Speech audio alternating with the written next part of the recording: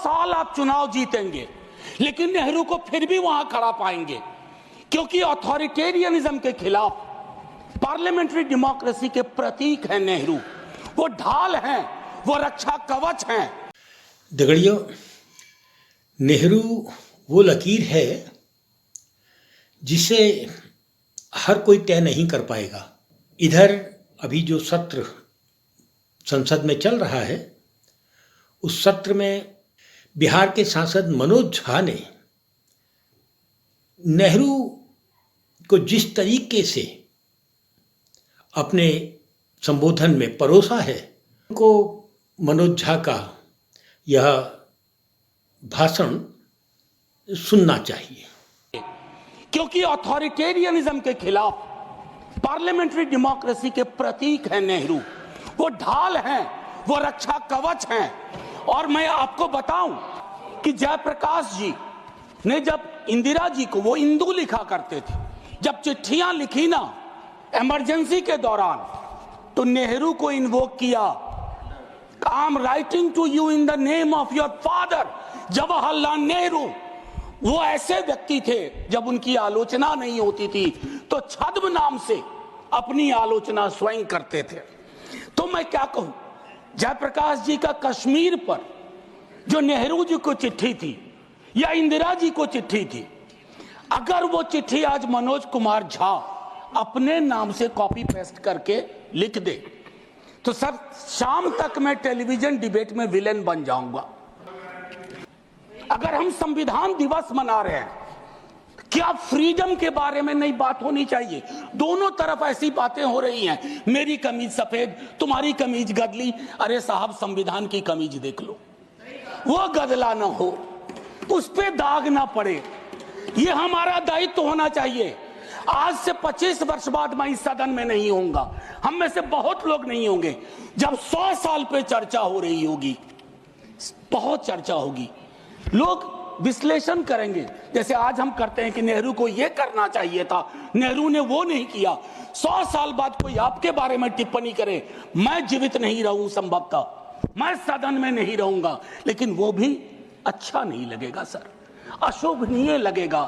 Time machine नहीं है sir, नहीं तो मैं अपने सारे साथियों को 47-46 ले जाता।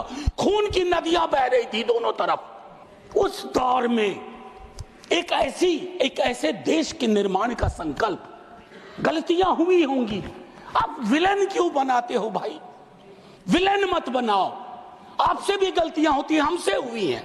मैं सिर्फ इतना कहता हूं माननीय उपसभापति महोदय, कि जब हम तबसरा करते हैं इस तरह के नेताओं पे, तो हम भूल जाते हैं 47 में इस देश की क्या हालत है। सर, ग्राउंड फ्लोर बनाने में सबसे ज्यादा मेहनत लगती है, नींव है वो।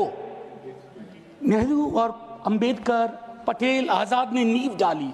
आप सेकंड थर्ड फ्लोर बना रहे हैं, उन्होंने फर्स्ट फ्लोर बनाया, आप 5 फ्लोर और बनाइए, लेकिन नींव के बगैर फ्लोर किसी काम का नहीं है, ये याद रहना चाहिए।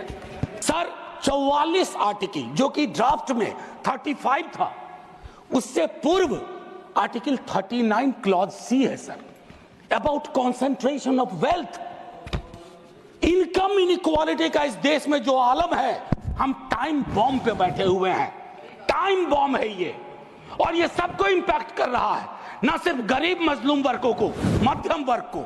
अभी हालिया रिपोर्ट आई कि प्रॉफिट मेकिंग कंपनीज, लेकिन उनकी प्रॉफिट का एम्प्लॉय के सैलरी में कोई रिफ्लेक्शन नहीं है सर। रिलेटिव डिप्रिवेशन का जन्म हो रहा है। 44 तक पहुंचिए, यूनिफॉर्म सिविल कोड तक, लेकिन रास्ते में एक मील का पत्थर है, आर्टिकल 39C। वहां रुकिए, ठहरिए, सोचिए। और मैं समझता हूं कि फ्रीडम की जब बात हो तो हम मूल्यांकन करें। फ्रीडम में हाइफन नहीं होता है, फ्री के बाद डॉम नहीं, जैसे जॉर्ज ऑरवेल की किताब में था, all animals are equal but some animals are more equal than others. अभी यहां बोल रहा हूं, मूलवासी बचाओ मंच है छत्तीसगढ़ में, अनलॉफुल बना देते हैं आप। अरे कोई तो तौर तरीका हो। किसान विरोध करे, देशद्रोही है। विद्यार्थी विरोध करें नौकरी के लिए, नौकरी मांग रहे हैं आपसे, और कुछ तो नौकरी भी नहीं मांग रहे हैं, परीक्षा समय पर कराने की मांग कर रहे हैं। आप कह रहे हो अराजक हैं, नक्सल हैं। ये जो शब्दावली लेकर के, विशेषण लेकर के आप घूमते हैं, इससे थोड़ा बाज आइए। मैं कह रहा हूं ये टेम्पटेशन होता है जब बहुत बड़ी सत्ता होती है, 15वें वर्ष में, 11वें वर्ष में प्रवेश करते हैं, लेकिन उस टेम्पटेशन को रोकना मैच्योरिटी है, परिपक्वता, परिपक्व लीडरशिप की बात होती है। वैकल्पिक विकास की कोई मांग आपसे करेगा तो आप कहोगे नक्सली है। आज का दक्षिण एशिया है जिससे पाकिस्तान और बांग्लादेश निकला, हमें इस बात का स्मरण करना होगा कि हमारी भूमिका सबसे बड़ी है। हम बड़े भाई वाली शब्दावली का इस्तेमाल नहीं करेंगे। We are the largest and the oldest democracy. बाकी में डेमोक्रेसी कैजुअलिटी हुई है पाकिस्तान और बांग्लादेश में, संविधान तक नहीं आया। लेकिन हम अपनी अकलियत के साथ कैसा व्यवहार करते हैं तो हम कह पाते बांग्लादेश को, learn from us conjoint experience and associated living. Together with that, I'll take you for a minute to what Jawaharlal ji said in the beginning of objective resolution. उन्होंने कहा, और मैं हिंदी में तर्जुमा करता हूं, कि आज जब मैं यहां खड़ा हूं तो 5000 साल का अतीत मेरे सामने खड़ा है। मैं अभिभूत भी हूं लेकिन मेरी चिंताएं भी हैं। इन चिंताओं और अभिभूत होने के बीच किस तरह के राष्ट्र का हम निर्माण करेंगे इस संविधान सभा के माध्यम से, मैं इस चुनौती को स्वीकार करता हूं अपने साथियों के साथ। और then he mentioned Oath of Tennis Court. मैंने इस सदन में एक दिन कहा था कि 1789 के रेवोल्यूशन के बाद जहां से लिबर्टी, इक्वालिटी, फ्रैटर्निटी आया, जवाहरलाल जी ने कहा तब के बादशाह ने वहां कमरे बंद करवा दिए कि कॉन्स्टिट्यूएंट असेंबली नहीं बैठ सकती है। एक कमरे से दूसरा कमरा, दूसरे कमरे से बरामदा, और आखिर में टेनिस कोर्ट में पूरी की पूरी असेंबली बैठी और ओथ लिया।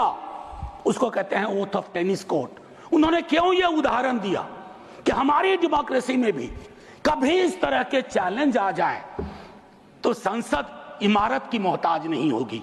संसदीय लोकतंत्र इमारत की मोहताज नहीं होगी, वो इबारत देखेगी।